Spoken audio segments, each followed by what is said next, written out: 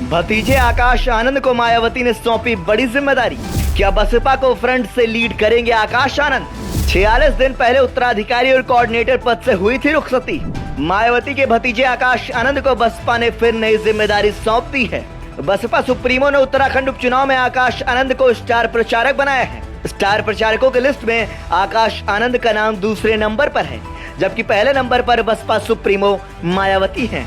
लोकसभा चुनाव प्रचार के दौरान आकाश आनंद की बयानबाजी के बाद 7 मई को मायावती ने आकाश आनंद से उत्तराधिकारी और नेशनल कोऑर्डिनेटर समेत सभी पद छीन लिए थे। इसके बाद आकाश आनंद साइलेंट मोड पे हो गए थे। उत्तराखंड की 2 सीटों पर होना है उपचुनाव।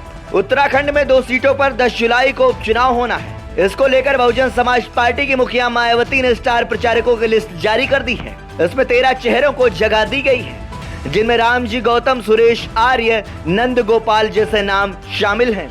लोकसभा चुनाव के दौरान आकाश आनंद का वो बयान जिसके कारण उन्हें पार्टी से निकाला गया। जो रोजगार नहीं देती, जो पढ़ने नहीं देती, ऐसी सरकार को कोई हक नहीं सत्ता में आने का। ऐसी सरकार को कोई हक नहीं आपके बीच में आने का। ऐसे लोग अगर आपके बीच में आए तो जूता निकाल के रेडी कर लीजिएगा कि वोट की जगह जूता मारने का समय आ गया है। जो ये बुलडोजर की सरकार नहीं, ये गद्दारों की सरकार है।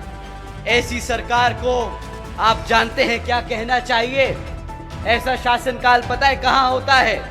जहाँ बच्चे भूखे रहें, जहाँ बहन बेटियों पे अत्याचार हो, जहाँ युवा बेरोजगार हो, जहाँ जनता फ्री राशन के नाम पे गुलाम बना दी जाए। ऐसी सरकार आतंकवादियों की सरकार होती है। ऐसी सरकार तालिबान अफगानिस्तान में चलाता है। भाजपा आतंकवादी सरकार है। बीते 28 अप्रैल को सीतापुर में आकाश आनंद ने कहा था कि भाजपा की सरकार बुलडोजर सरकार नहीं है, बल्कि आतंकवादी सरकार है। इसने आवाम को गुलाम बनाकर रखा है। अब ऐसी सरकार को उखाड़ कर फेंकना है। जो सरकार रोजगार और पढ़ाई नहीं दे सकती, उसे सत्ता में रहने का कोई हक नहीं बनता। अगर ऐसे लोग आपके बीच वोट मांगने आते हैं तो जूता निकाल कर रेडी कर लीजिए। वोट की जगह जूता मारने का वक्त आ गया है। मायावती ने बताया था परिपक्व नेता। लोकसभा चुनाव प्रचार के बीच ही 7 मई को मायावती ने अचानक अपने भतीजे आकाश आनंद को सभी पदों से हटा दिया था। यहाँ तक कि आकाश आनंद का उत्तराधिकारी का अधिकार भी वापस ले लिया गया था। मायावती ने आकाश आनंद को अपरिपक्व नेता बताया था। मायावती ने कहा था कि आकाश आनंद को नेशनल कोऑर्डिनेटर और अपना उत्तराधिकारी घोषित किया, किंतु पार्टी और मूवमेंट के व्यापक हित में पूर्ण परिपक्वता आने तक अभी उन्हें दोनों अहम जिम्मेदारियों से अलग किया जा रहा है। लोकसभा चुनाव से पहले आकाश आनंद को उत्तराधिकारी घोषित करने की थी 3 बड़ी वजहें। चंद्रशेखर के ऑप्शन में आकाश आनंद। पश्चिमी यूपी में आजाद समाज पार्टी के चंद्रशेखर की दलित वर्ग के बीच पकड़ मजबूत है। बसपा प्रमुख मायावती ने दलित समाज के युवाओं को यह साफ मैसेज देने का प्रयास किया था कि बसपा में युवा नेता और पार्टी का ऑप्शन आकाश है।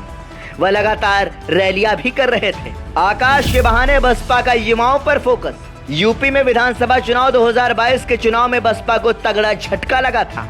पार्टी का वोट शेयर 22% से घटकर 11% पर आ गया था।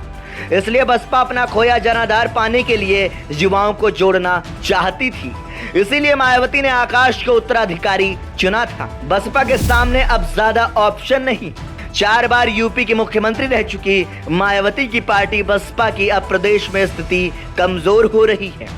अभी बसपा का सिर्फ 1 विधायक है, जबकि 10 सांसद हुआ करते थे, जिनमें से उन्होंने 1 सांसद दानिश अली को पार्टी से बाहर कर दिया, जबकि बहुतों ने पाला बदल लिया। अब ऐसी स्थिति में आकाश आनंद को नई जिम्मेदारी सौंपने के बाद क्या बहुजन समाज पार्टी की नीतियों और रणनीतियों में बदलाव दिखता है, ये देखना बेहद दिलचस्प होगा।